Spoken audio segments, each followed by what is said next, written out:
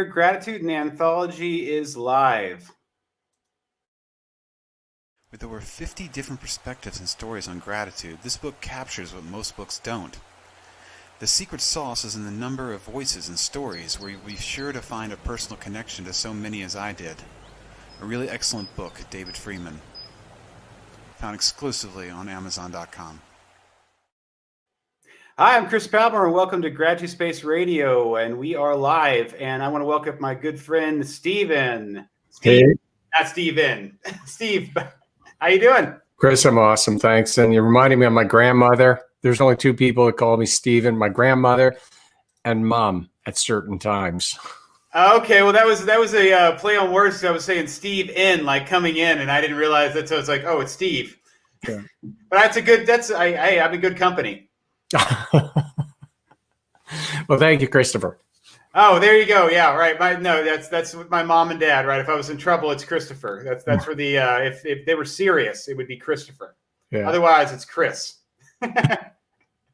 So I'm so glad we could do this. You know, we met. I love to start these off by talking about like the pre-gratitude. I'm a big fan of pre-gratitude or the gratitude before. So I want to give a shout out to Scott Kobe because I met him. He said, I got some great friends. You got to meet Chris. And I was like, bring it on. And I think he shared your LinkedIn with me and introduced us on LinkedIn. So I wanted to just give him a shout out to him. Yeah. Thanks, Scott. It is. He's a great guy too, isn't he? Oh yeah, for sure. How did you meet Scott? Darren Hollingsworth, through Darren, and Scott has, he's been a guest contributor on the Daily Gratitudes. You're going to be one coming up. And Scott was one of our theme guys. I think one of his biggest themes that was most popular was ice cream. Gratitude, like hard not to be grateful when you're talking about ice cream, maybe unless you're lactose intolerant, but, oh, so he kept bringing ice cream back up? Well, for a day. It was, okay. It was just, that was a big theme. Yeah. That's nice. You know, Darren, I haven't met Darren yet. We had a phone conversation set up and it fell through. So I'm glad you mentioned his name. So I have to shoot him a message and get him back on the books to have a conversation because I officially have not met him. Yeah, he's fantastic. Yeah, fantastic gentleman. Yeah. For the people that don't know you, Steve, can you tell them a little about yourself? You know, obviously where you're at and who you are. Yeah, I'm on the east coast of Canada, not the easternmost coast, but on the east coast, on the Atlantic Ocean, in a city called Halifax. And I'm a believer in grateful leadership. I am an electrical engineer, husband, father, grandfather of a 6-year-old who calls me Bump. And I just kind of get jazzed up about helping people and even just expanding this whole understanding of gratitude and what it means to each of us and how we show up as leaders in the world.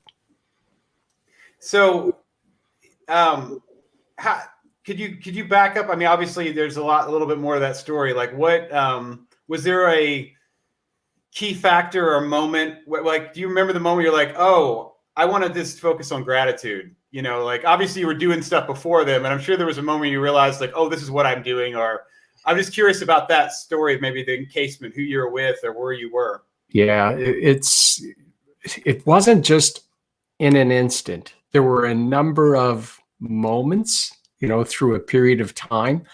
In the mid 90s, I'm working away as an electrical engineer, enjoying my work. Like I was enjoying it, but I was looking for something more. And so I was searching for, and I just kind of call it around purpose. And I was like, man, what is my purpose? I enjoy what I do. I drive around this province. I worked at the electric utility. So when I drive around, I can kind of see my fingerprints on all these things that as an engineer you were involved in, but I felt I was missing something, and at least in my work. And then I guess it was in the early 2000s, just after doing some more just internal reflection. And I'm looking at my kids and, they're 3 months into a part-time job and they're richer than half of the world's population. And I'm looking at them thinking, you didn't do this on your own. And you know what? I was really talking to myself. And that's when it was really crystallized with me that it was as if my life was handed to me on a silver platter. And Chris, I was in grad school at the time, and the only thing I needed to do was do research to finish off. And so I did my research. At the time, it was between the connection between gratitude, why people give their money, they give their time, why they help others, why they serve. And then after that, I just looked at my wife and I said, hon, I think I got to start doing this. And the reason I said I think, because I was kind of scared. Right. Wow. That's I love, there's so much good stuff in there. Are you just, I was listening to the whole thing, but what I really was feeling when you said was, that that you didn't use the term. I think of the term like we're living like kings, like we're born into like royalty almost. I'm talking about in the sense of like gratitude and things in our lives. Like when you're, I was talking to somebody the other day, it's like, because I've always known what it's like to have food in the refrigerator. I've always had 4 doors with a lock on the door. I've always had running water. It's like we're gifted all these things at birth. If we're fortunate, right? These are things we're fortunate to have. But because we have them all day long, all of our life, it's like they're the elephant in the room we don't see because they're always there, right? It's like I've been working on my practice. Just how do I ground myself, in the daily, what is daily things daily to be grateful for. I'm talking about stuff that's just here, right? Not looking for new stuff, not even looking at things in the past, just literally the things that work every day. Without even thinking about it. And I went from kind of feeling, I guess, to genderize it to self-made man. I kind of felt that that's what I was in some ways, or aspired to that, to my life is handed to me on a silver platter. And one of my clients, after we did some work together, he said, Steve, I used to think that I hit a home run, and I've just come to realize I was born on third base, man. Right. And so it's kind of similar to what you said, Chris. If we don't, I said, careful. If I don't take the time to step back and pause and notice, then I'm just not going to see it. Just like you, the water that's fresh, clean. We don't even think twice about it to go over to the switch and everything that goes in to that light bulb going on, right? Oh, and wow. Now the LED light bulb that uses like 4.5 watts of power, it's just hard to believe. Yeah, you were saying like giving like a silver life on a silver platter. Yeah, that was okay. That was your terminology. It made me just like think of that idea of just we've been given so much before, where it's, obviously you can appreciate things you have, but it takes work.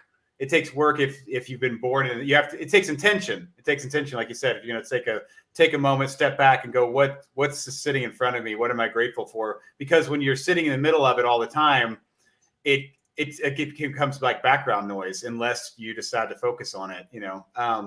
So I like that idea of like life on a silver platter. Am I cutting out with you on my audio? Okay. No, you're not. Okay. Am I cutting out? No, your audio is okay. Your video is coming out, but it's fine. Your audio is fine. I can hear you fine. Yeah. Yeah. So explain to me, so you were doing this research in grad school. Is this what led to your first book? Or did I just jump like a bunch of years? It took me 20 years to get the book out. Oh, okay. All right. We were talking about your age, and I just listened to you. So, okay, well then let's go there. So you had this not epiphany, but you had this decision that you wanted to pursue creating spaces or assisting people in realizing the gratitude in their lives. And then so where from there there's a lot of story there. So what happened between there and the book? What led you to writing the book? Yeah, so I started hosting, just started talking to people in my network. Mm-hmm. And then someone hired me to come into their company, right? And so you start hosting these conversations, and I realized that this is training and development. And then it took me a while to kind of make the connection that this is a foundational leadership skill.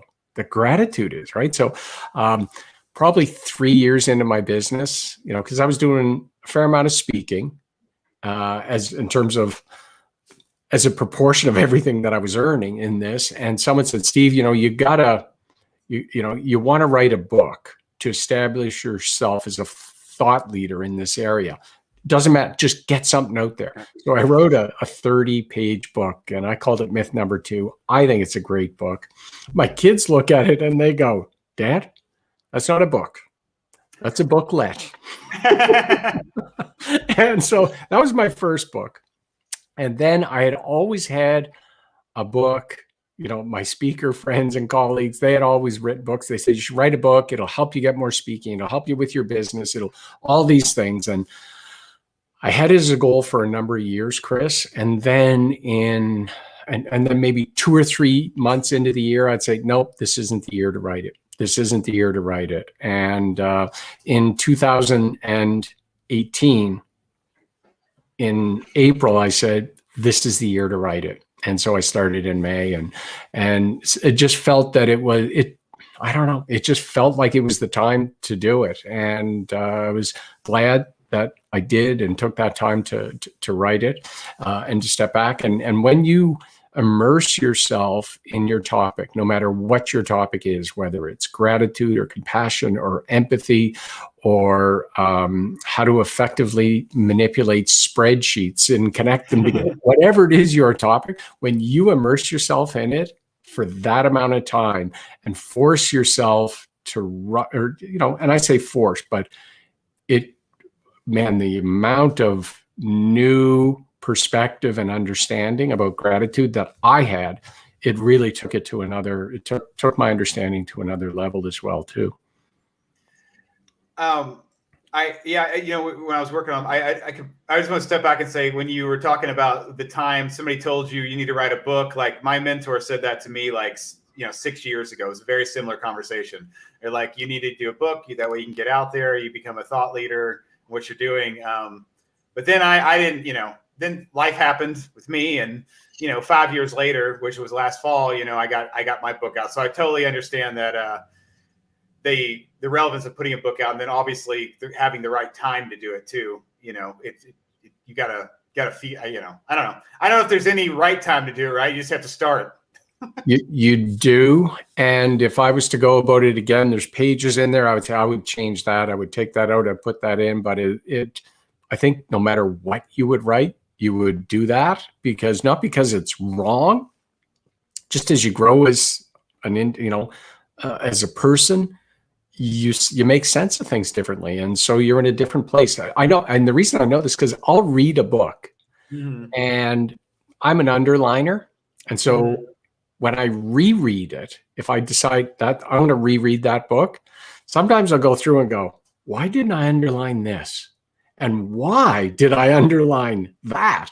Because I'm in a totally different spot, right? And so I think if we were to go back and rewrite that book, it would look a little differently because we're in a different spot. So it's, but I have a lot of regard for authors, any author. So.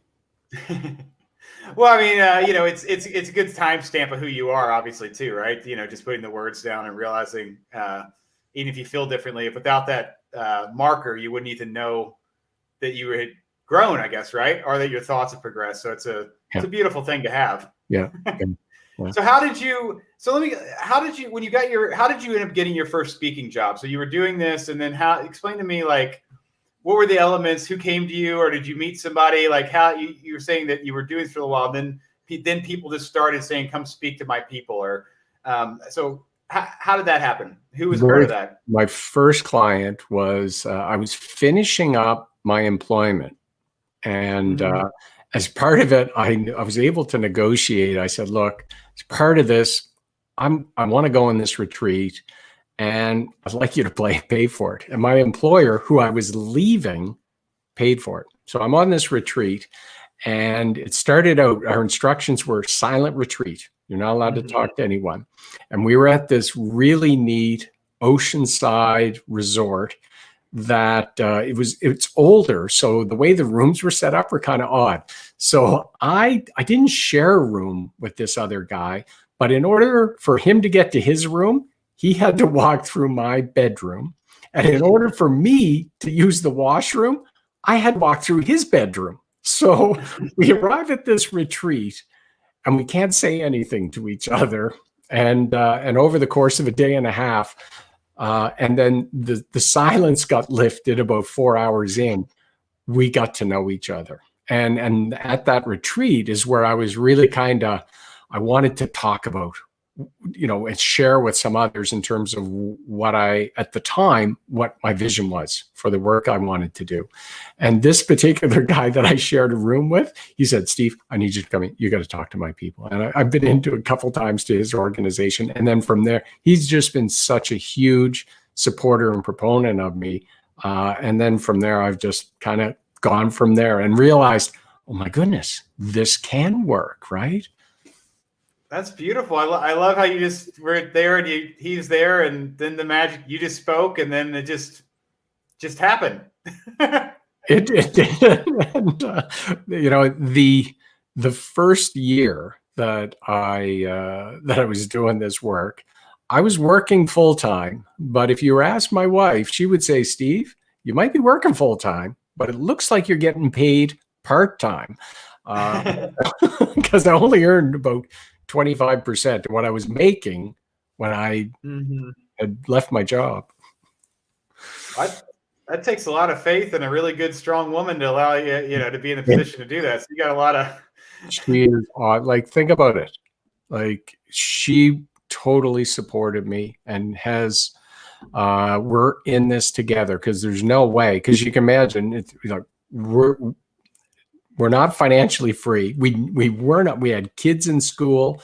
We had a mortgage, carpet. We had all those things. And she's like, she can't feel it the way I can feel it, but she's just incredible support. So tell me, how did you meet your wife? I'd love to hear that story. She tells it much better than I do, but we were working in a grocery store, just about. Oh, it's about 500 yards, 600 yards from where I live right now. Oh, wow. We lived 2 blocks apart, and we had to cross each other. For 3 years, we crossed paths going to school, never once ran into each other. Like, I went to the Catholic school and she went to the non-Catholic school. So, and you just never mixed. We met at this grocery store, and she tells the story. I was 15 or 16 at the time. And she said, as soon as she saw me, I'm going to marry that guy. And then she rings for a price lookup. And I was at the grocery store first, and she rings for a price lookup for how much is a carton of milk. And so I come and I turn the light off on her. She's a cashier. And I said, "It's in the lookup." Apparently I said it very demeaning, because I don't even remember it. And then she's like, "Oh my goodness, I feel so stupid. I'm still going to marry him." That's how we met. So, wow. And we've been married. Last summer, we celebrated 35 years of marriage, and we're north 40 years together. I know that. That's beautiful. My friend Michael, I had on the podcast a while back. He said that his wife, that they like a friend of his, I think, put him online. He met his wife, but his wife literally, when they talked, they eventually get on the phone, and they realized they live like adjacent blocks, where one could yell out the window. This is in New York. One could yell out the window and hear the other one. It's like, and they both lived on the same block for, I feel like it was at least a couple of years, right? But it's like they were in the vicinity, but they never met each other. But then the time came where his friend puts him on this dating site, and then he meets her, and then they're together. And I love those little stories, those little intersections, especially when it's like the possibility, and then that like that's amazing when you talk about 3 years, you guys living in the same place. And I love the fact that's really cool that you guys live so close to where you met. So that store still exists? You guys shop there? Store's gone. Okay. It's gone. It's a little, office towers there now. And so the store's not there, but we still have the exact same bank account. that she opened. It was hers, and now I'm on it. So yeah. So you've lived in that area your entire life then? Most of it, yeah. We moved away for a short period of time, just down the other end of the province, but have lived all my life in Nova Scotia. When I was an engineer, one of my summer jobs was working for a car manufacturer in Ontario. And so I went up for the summer to work there as a student engineer. And I mean, I loved the work, but I was like, I was a sooky little Nova Scotia boy. I was just like, man, and wasn't that I was homesick? I just love living near the water, near the ocean. I was like, no, I want to live and stay in Nova Scotia. In fact, this might sound really creepy, but the house that we live in today is it's one of my friends growing to school. His parents owned, and he grew up in this house. So I don't even I call it, when someone says, where do you live? I said, the Scrivens house. We live in the Scrivens house. So. Oh, wow. So yeah, how did that come about? So you knew it was that before you got it, right? You knew this was your friend's family, and okay. And just that's what came up for sale. We were looking for a place close to the neighborhood that we both grew up in. And so this is really close. So when I watched the Bruce Springsteen Broadway show, it was on one of the streaming networks, and Bruce Springsteen says, yeah, it's all this stuff about me. He says, I live 2 miles from where I grew up. And I'm kind of like, Bruce and I have something in common. So I'm like that too. It's interesting. I moved away and I came back to Kentucky, but I'm literally about 2 miles from the first house like I ever lived in. So when you walk around, what is it like? Because do little things go off? You remember that as a kid, That's what it's like for me, and I love it. Yeah, a little bit of that because we ended up moving around, but yeah, I love. I don't know. It just feels this area. Just I'm like a mile from the big park, and there's really nice walking, and it's just it's a complete blessing living here. I'm so grateful for where I'm at. Yeah, you're in a beautiful town. Yeah, man. It's and we're gonna have a lot of people here in the next week or so. I'm glad they're gonna do a little bit with the Derby, so we'll have a little bit of festivities. Fantastic.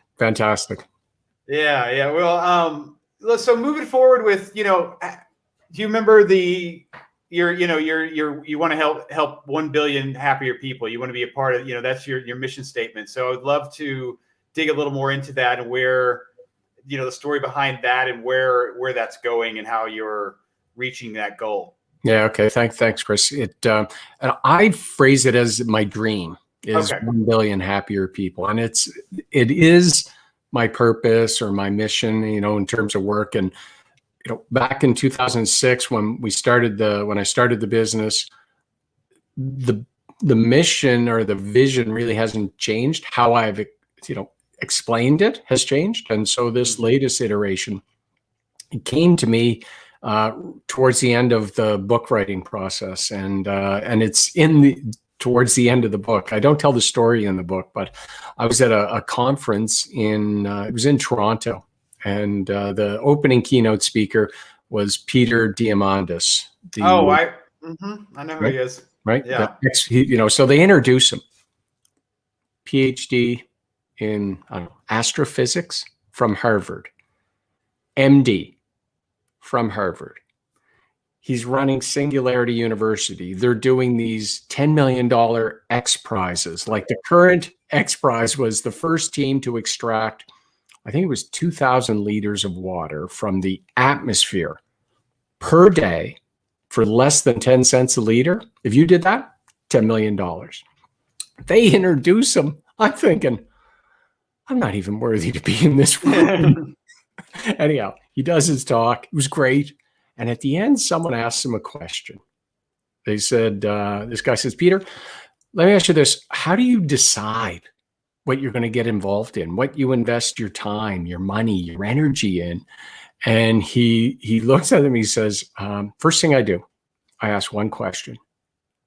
Does it have the ability to impact 1 billion people? And I got goosebumps. I just did again. It's like, And because I asked myself, Steve, does this gratitude idea have that ability? And I think it does. And it just quickly came to me right there in that moment. And so I said, that's my dream for this, is to, for gratitude, to be able to touch the lives of 1 billion people. Yeah, I love that story. I love, Pete. I remember I heard Peter the first time when he was on the Tim Ferriss show, I think 5 or 6 years ago. So I hadn't heard him until then, but then I really, I got his book and I read, just the, I'll have to, when we get off here, I did like a Tim Ferriss like recap on the episode with him, which I'm sure he'll never see. But I talk about this stuff, and then I talk about him, about my goals and gratitude, that not, speaking to him like he's ever going to see it. But he had a real big impact. His story had a huge impact on me. Just his belief, in that first prize where he put it up and didn't know where the money was going to come from. He just knew that if somebody could do this, that the money would arrive, almost putting the cart before the horse, right? But the belief, and then it did, but I think it was the prize I'm talking to I thought the first one was where they put the rocket up. Yeah, the rocket had to go to a certain place, the atmosphere, come back down, and do it again. And, anyways, just an amazing story of belief and like perseverance and just the awe of it all, just putting faith in humanity, or just faith in creation, right? Like that if you put something out there, that it can happen, just really, really motivational. I love his story. I really do. And that's why you're bringing him up. I think he's a massive motivator. I love that he used that, you heard that the first time with him speaking about the billion happy people. My goals in gratitude have changed a lot over the years. Initially I wanted so many people to write letters in gratitude. And then it was, I pivoted to doing videos. So when I pivoted to do videos, I was like, okay, I want to network gratitude into a network of 1 million people, which at first it was me on the streets, me introducing to people, me doing videos. They'd share the video. So if a stranger on the street had a Facebook account and he had 200 people on it, we shared the video into it. That was 200 people. I did part of my tour. I did that, I was in Vegas and just doing individual people. I left the city with, 50,000 reach or something, but that was, it was a game for myself. I was like, what can I, but the thing I didn't realize, because I elevated my thinking, is like, okay, how can I get to that number the fastest? Right. Because that's the whole thing. It's like, so because I did that, I said, okay, what I did then is I started reaching out to people that had big social media followings and just asking, would you be willing to do a gratitude interview, and, I met friend Dash, who's a friend, her Jashima had 500,000 followers, or, my friend Paul Bouton, he's got a organic Facebook group of 2.5 million at the time. It was, almost 2 million. And we became friends, and they did these interviews, either reaching out to Lewis Howes and getting an interview from him. But I was thinking, my mind was initially I was doing these videos, which I love, but then I was like, oh, well, with this conceptual idea, if I can get so-and-so to share this gratitude that we created together, then that adds. And really does. And you think of how a virus spreads. Right. Like a pandemic of gratitude. That's what I'm looking for. Exactly. Yeah. And exactly. And I, my newest mission statement is I want to assist in being a part of creating 1 million spaces of gratitude. So the cool thing about that idea is, so just bare bones, right? Right now, you and I are creating one space of gratitude. Yep. We know that we're having it together. We're having a conversation of gratitude, which is awesome. This is a nice one-on-one, but, from this idea of spreading, if I'm talking to my friend Blake, who talks about giving thanks when he goes and talks to people, he goes and speaks seminars. If he gets in front, he gets in front of a group and he expresses and shares the thoughts on gratitude, or so, if he does that, he can, if he's speaking to 2,000 people, because I just want to be a part of that, right? If he tells me about it because we discussed it, that's that ripple effect, that idea of just let me know about it, right? Okay, you express this today. That's wonderful. So he's like, when I go out, I'll start doing that and letting you know about it. I wasn't thinking about that when I was doing it. I was just thinking, if you can initiate somebody else into a moment where they're sharing gratitude, that's part of that ripple effect you're talking about. But this is literally just going, I just want to know about it. If you're going to do it, I just want to know about it. Cause like, this is just kind of my thing. Like, I just want to be a part of a conversation that spreads the space. I don't have to be the person standing in front of a million people at all. I don't want to be that person. I would rather it be other people. I do videos of people. So I do videos of people in interviews, and I love doing that. But I'll tell you, I get so much more excited when the person that's hosting with me, when they're the ones doing the interview. I enjoy it so much more because we all get it, right? At that point, like, we're all in this circular thing because we're all part of it. And I enjoy actually looking in on it more. And I know you get that. Yeah. And, when Blake goes and speaks to the audience, guess what that audience does? They take, right. And they're not calling you and telling you either, Chris. Right. They're not. So there is this ripple that continues beyond, and some of it you're not going to know. And for me, I'm okay with that too. I'm okay with it. Yeah. Well, no, it's, I feel like when we collaborate, us as individuals of gratitude, we're basically creating artwork. And the most important part is to be present for the creation. And then the cool thing about what we're doing here and stuff we do is we put our artwork on the wall, and then we just let it do what it needs to do, and just be content that it's going to do what it needs to do or not, because we just, when it comes down to what we can do, is all we can do is create it, right, and put it on the wall. Yeah. And those that are going to see it, view it, watch it, consume it, are the ones that are supposed to. Yeah. And I, from having conversations with people in the gratitude realm, for the long, even back to when Peter's idea, all these things, initially I was thinking, I just want to create something that can inspire gratitude when I'm not awake, right? Or when I'm not physically part of it. And the amazing thing was, my mind was really small about that, actually. It had a preconceived notion of what that looked like. So the preconceived notion was, I need to build an app and somehow have people, sharing gratitude. While I was like, that's what I felt like I needed. The preconceived notion was that I needed to build something that physically did that, was doing that when I was separate from it. But I didn't think at the time, until recently, I had a conversation with a friend, and I realized that straight up, the book I wrote with people, that does that. These videos, they sit in space. The audio, it sits in space. It creates that space when I'm not there. Yeah. I'm already doing this, was what I'm trying to say. But I didn't realize I was just doing it because I had a preconceived notion of what it was supposed to be. Yeah. It's the point you made earlier about once you kind of set that goal, whatever that goal is for you, your brain just starts working away when you're asleep, when you're doing things to start moving you in that direction. And so, good for you. Love it. Thanks, man. Yeah, I'm excited because I don't know if I told you about one of these ideas. I have these things called gratitude stickies. So they're multicolored. I could maybe show you. I think I may have mentioned this to you before, but like these are. Let's see if you can. Let's see here. So the gratitude sticky. So it says 1, 2, 3. So the cool thing is they're different colors. Yeah. I've got 5 different colors. Oh, here, I'll put it back up. Let me see. Yes. Okay. Yeah. Yeah. So I've got 5 different colors. So the cool thing is these. The cool thing is I just mailed these to a hospital in Georgia. So the neat thing is the staff's going to start using these and building their own gratitude wall. So the nice thing is you can write down 3 things you're grateful for. You can stick it on the wall and make a gratitude wall just with the sticky notes.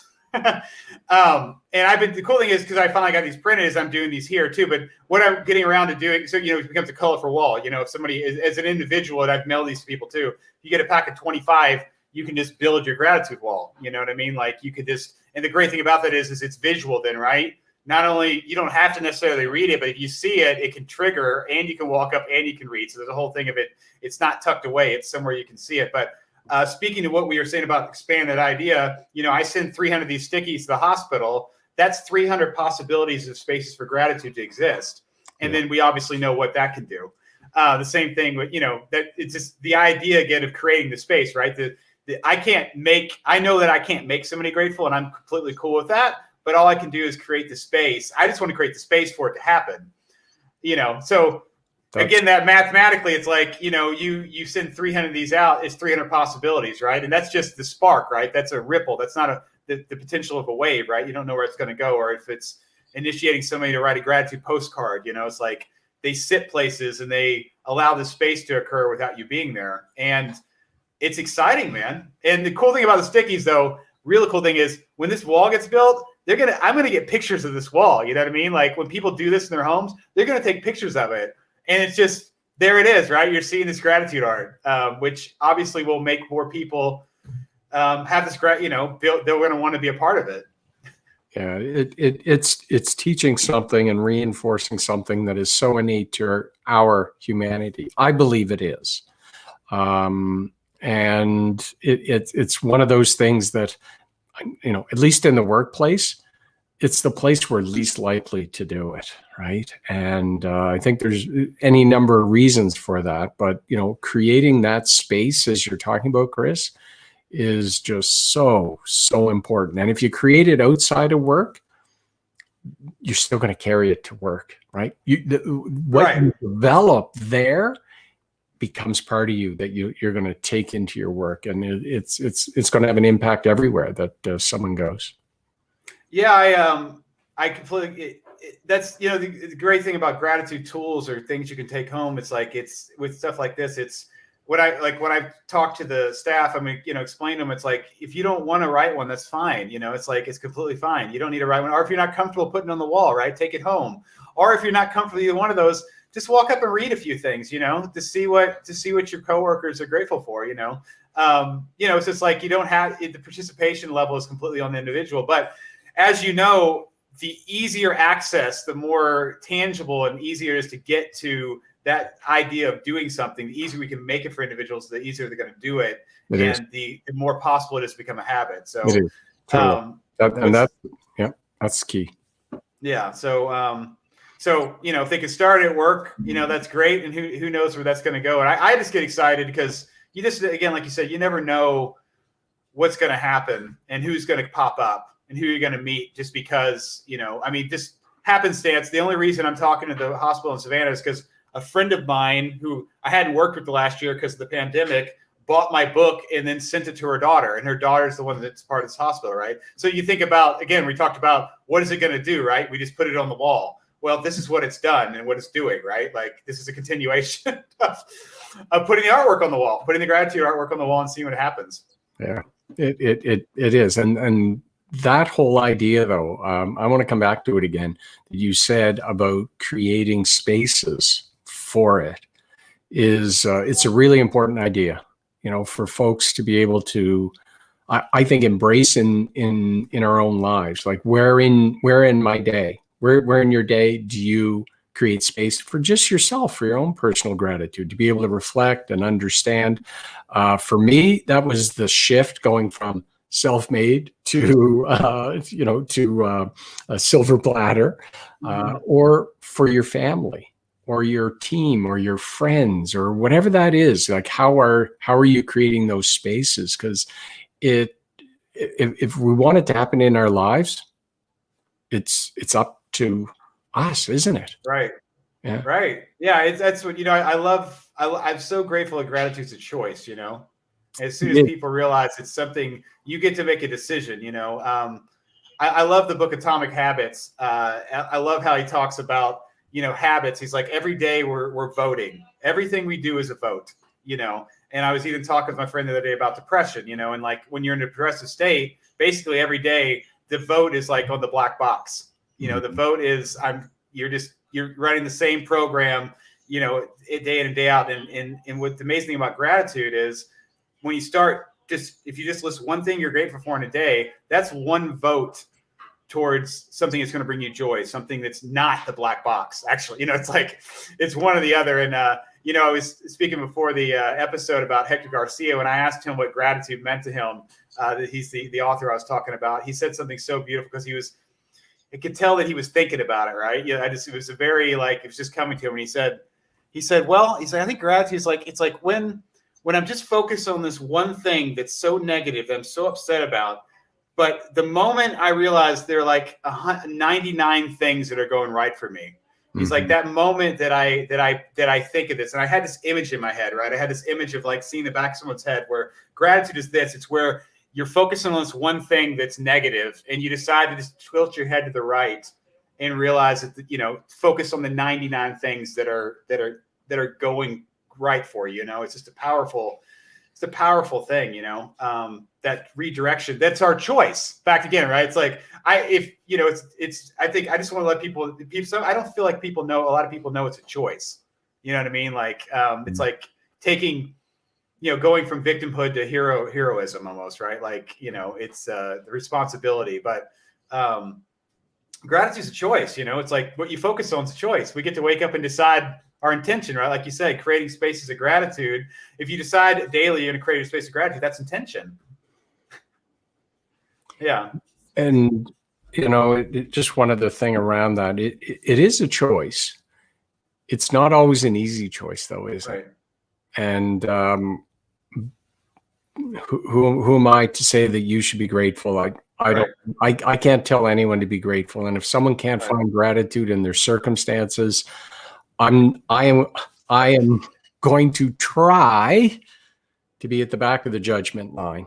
I don't want to judge them for it, right? Because I haven't walked in their shoes, and, you know, is being judgmental is not a helpful thing with it. So, you know, your approach when you talk about, you know, you're not comfortable writing them down or putting it up, write it for yourself. If you don't want to write it down, fine, just go read. And if you don't want to read, you know what? That's fine too. Each of us, and just allowing the space, I think is important for people to, you know, be able to self-select into it, to be able to see others through their actions saying, you know, gratitude is a choice. Here's where I was. This is what was happening. And I was still able to see this, right? And it's a powerful way to do it. And because who am I, this heterosexual white male in 2021, to say, oh yeah, gratitude's really good, right? I can't do that. I haven't walked in so many shoes, right? But just want to invite people to think about, man, if you could see your life as a gift, right? If you could, right? What a change that can make. Right. No, I was talking with somebody else about this too. It's like, yeah, people that like, I never want to be, there's a thing is, you know, there's toxic gratitude. That's when people tell you, you know, when people look down in their nose, or, you know, the people that tell people to be grateful, right? That's actually putting space. that's like negative space, like creating negative space, right? And you know, this last 6 months I've been working on, you know, I just want to be a catalyst for gratitude, right? I just want to create space of gratitude. Like, but the great thing about that is there's a lot of ways to do that. There isn't one road to go down. You know, kindness is a massive way to create space for gratitude. You know, acts of service. You know, I love talking to people about, you know, when you're there for somebody else, and that could just be a friend, that could be you volunteering or whatever, right? The magic of the moment is you're not worried about your own problems. You're not caught up in whatever it is. You're actually there for somebody else, creating a space for gratitude to exist. You know, it's there's so many ways to do it. So I mean, there's the straight line, which is like, he's going, what are you grateful for? But you know, that's not the avenue for most people. But you know, there's people out there all day long creating these spaces, you know, and you open the door, you can see it all. You know, you can see it everywhere. It's everywhere. And today it's everywhere more than it was like 15 years ago. Like, look at this, Gratitude Space Radio. Yeah. Right. Yeah. It's a beautiful, beautiful thing, man. You know, I have a go-to question I'm going to ask you here. So if you were to explain gratitude to a 10-year-old, how would you explain it? You know, when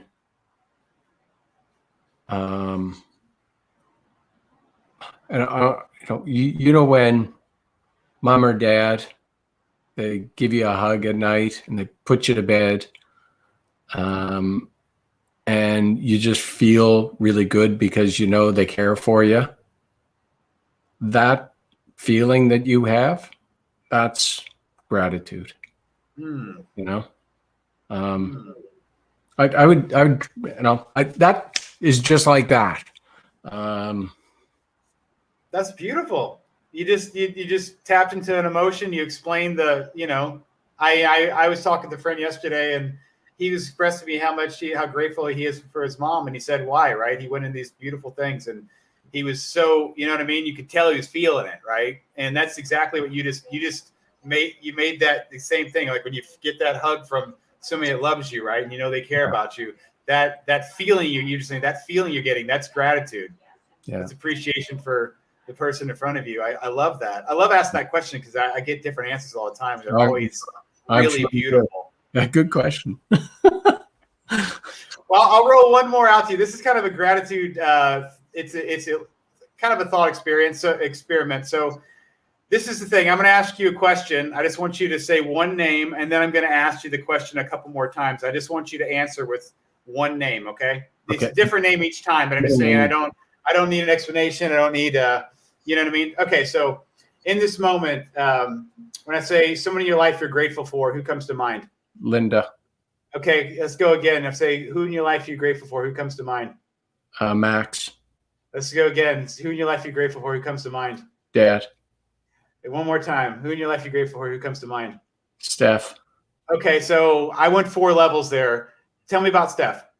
That's my daughter.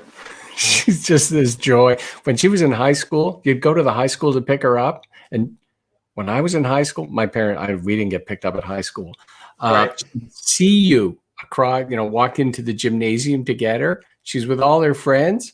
Oh, Dad, run over and give you a big hug. Like, What's I remember when in my adolescence, my dad would tell me the story about when, I had no problem giving him a hug when he dropped me off at school. But then it got later where I got older, where I was like, we're a block away. Can we do this now? Steph she never was a block away girl. Here and now, always have. She would hug. She's the type. She's the last one to let go in a hug.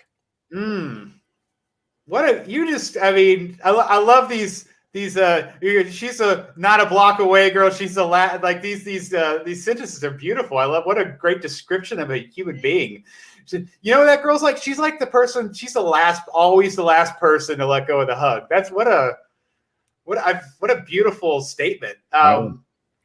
I tried, my dad and I practiced, we do our best to try to remember to hold on to hugs longer. That the whole idea is if you can at least stay for 10 seconds, you're creating a memory, right? And you're actually getting a feeling out of it, opposed to it being like a passing idea. So what a beautiful thing to say about your daughter. So is that, I'm guessing, is it obviously, who's your wife or her that kind of, which is that more your wife or more her or you? This affection, that your Steph got up? I think it's a combination of both of us. I think it's a combination of the two of us. But she had it very, very young. I remember coming home from traveling for business away for 2 or 3, 4 nights. And, she's 4 years old or whatever when you come in the house, and just this squeeze of a 4-year-old. It started. I can remember it that far back. So that's beautiful. Yeah, my wife. There's a few people in my life that it's like when they hug you, like you're being hugged. You know what I mean? That's the type of person I want to be. I want to be a person that is starting to be, if I'm giving you a hug, you're getting a hug. It's not like this is some, it's not a. And Chris, I think it could be not just my wife and I, but also her parents, my parents. It's just the adult influences in her life as she grew up that really supported that. I think there was a lot of that in there. Yeah, no, I could see that. My father grew up in a very unaffectionate household, but my mom had a very affectionate household. So the cool thing is they came together, and he became, the affectionate because of her, and that's obviously passed on to me. Yeah. That's the ripple effect too, right? If you're around people that are just, loving and caring and accept you, then you for the most part, people, you accept yourself and you love it's easier to accept yourself and love yourself. I guess that's the way to say it, right? Yeah, it is. Absolutely. And yeah. So what's how long ago did you start using Mighty Networks for your gratitude group? Almost year and a half, maybe a little more than a year and a half. So, I mean, for people that don't, I've only learned about it about 3 months ago, but for people to know about it, can you explain what it is and then express how you're initiating gratitude and how your group's involved, how you use it? Yeah. Mighty Network, it's kind of like it's like a private social network that in my Mighty Network, 1 billion happier people, it's all focused around the idea of mastering what I call it grateful leadership, building a mindset of being grateful. And we use it to, not just teach, but really to bring together a community of people that want to be able to grow in their own gratitude. And so you get to post what you're grateful for. You get, inspired by consuming what other people are grateful for. And so really I see it as a tool that will help support people in, I call it a habitual ritual of practicing gratitude each day. And, when I, work in organizations and, you go in, you do a session, then you come back a month later or 2 months later, whatever. And you say, okay, who's still making their gratitude list? Go into corners of the room and stuff. And you find that a very small proportion of people keep it going. And then you ask them why. It's not because it's too complex. Like it's not complex.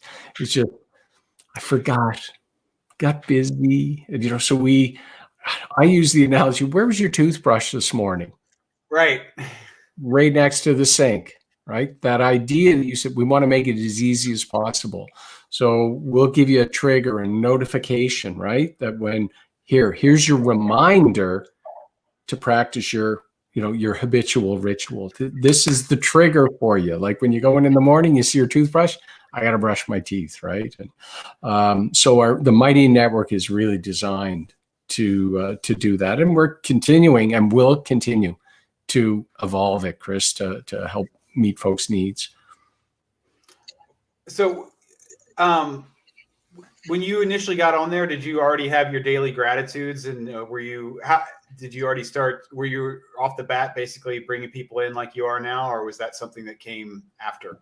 I was, I've been doing sending the daily gratitude email for probably 12 years. Oh, wow. The guest contributor, we just been doing that for 5 years, having someone else. So it's not just me, but we get a couple. And those have been going out just by email. So there was we would bring it back to my website and people would post on the website, but it didn't really lend itself to the type of interaction that I see in a Mighty Network, right? Because you think of a Facebook group. I don't want to, this is judgmental, but without all the other distractions of what goes on in Facebook, right? This is solely focused around a grateful leadership. And if you decide to follow Chris, if I follow you, I'll get notified every single time you do something, not just certain times, right? So there's none of the governing or pulling things back that you would see in a free social network that is like Twitter or LinkedIn or Facebook. Yeah, I really think that like reading other people's or seeing other people's talk about what they're grateful for is just a beautiful mirror reflection that allows to open up new pathways of gratitude in my life. I know that having conversations with people just talking about it, I think as far as a practice goes, I feel like it's the pinnacle of the experience because it's with totally.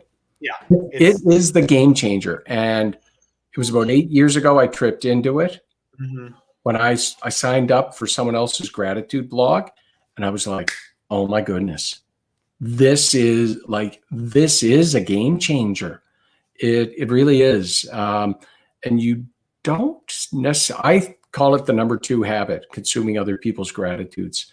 And you don't see it often, listed as a to-do gratitude practice. At least I haven't. Yeah. But it's a game changer. So is that from your book, the number 2 habit? Was that the book you mentioned earlier? No, that was myth number 2. Oh, myth. Sorry, the 2 threw me off. So so if that's habit number 2, what's habit number 1? Record a list. Make a list of what you're grateful for.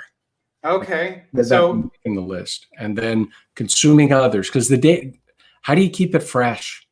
What do you do on the days? Like, I'm human, right? If you think I'm always this chipper and upright and all that, I'm human, right? So consuming others is a place to reframe, like you described. It's a place where you can just get, oh yeah, this is in my life too. And it's not that I am not grateful for it, but so much is going on, I could forget about it. So that's a powerful habit.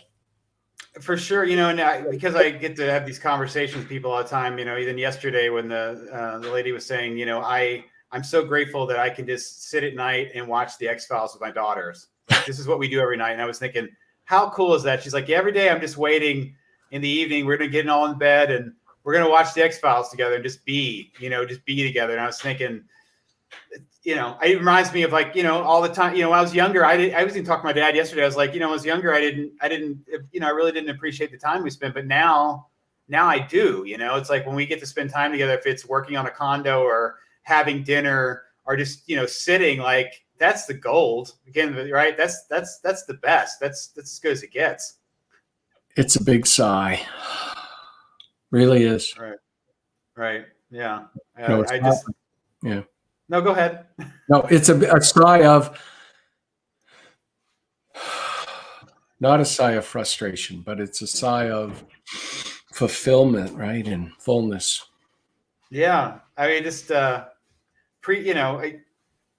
it's just, there's so many, it's like, there's so many, I'm so fortunate to have so many people in my life that love me, and just, there's so much to be grateful for just in the fact of the interaction and the conversation and that caring, like you said, even without everything else, right? Like it can be really overwhelming. It's such a good, like you said, overwhelming, right? Like just, when you can focus on the fact that people love you, if you can focus on it, you're not going to feel alone. Yeah. In moments when you are only in the black, if you could focus, that's another trigger, right? It's like just remember that moment, you're not alone, so it's just, that's where it comes in. With me, it completely was a game changer when I realized that I could be inspiring or help create space for someone to voice their gratitude. And then I realized that interaction that happens between people when they're sharing their gratitude and you're experiencing it is just like nothing else. It's magical. Yeah. Yeah, you're right. It is. It's magical. Yeah. Yeah. It completely changed my life. It just, it's just, because you can't do it alone. You know what I mean? That's the thing. Like, it's great. It's great. I think to me, it's great to make a list. Don't get me wrong. I think it's awesome to do journaling and all this, but when you can just, when you're with somebody else and you're having these conversations, like you sharing about your daughter and the hug, right? Or this, these are all moments of gratitude that you're sharing with me. Right. And I'm feeling that because we're here connecting. Right. So it's not, there's so many good things happening, right? There's so many cool things happening. It's like, we're seeing each other. You're sharing this great moment. I'm feeling it. Which you can't do by yourself. No, you can't. We're creating new moments together, right? Like it's not the same moment. It's when you share a memory with somebody else, that's a whole new moment. Yeah. So thanks so much, Steve. This has been great, man. The hour flew by, man. It did, Chris. It was great to be with you, to share this sacred space together with you and to you watching, listening. Thank you so much for the work you're doing in creating spaces for gratitude conversations and for people to experience more gratitude, Chris. Delight to be with you. Thank you. Well, thank you for being a fellow gratitude creator and of spaces. And I love your mission. I'm glad we can collaborate. And I'm so excited to be doing the week with you in June, I believe it is. You're coming up soon. So yeah, I'm looking forward to your week as a guest contributor. It's going to be a lot of fun, man. So thanks for today, and look forward to doing more with you in the future. And we'll just keep sharing what we're grateful for, right? Thanks, Chris. Yeah. All right. Well, I'm Chris with Steve. Just remind everybody they've got a lot to be grateful for, and we're here just expressing that, and we appreciate this time together. And we are out.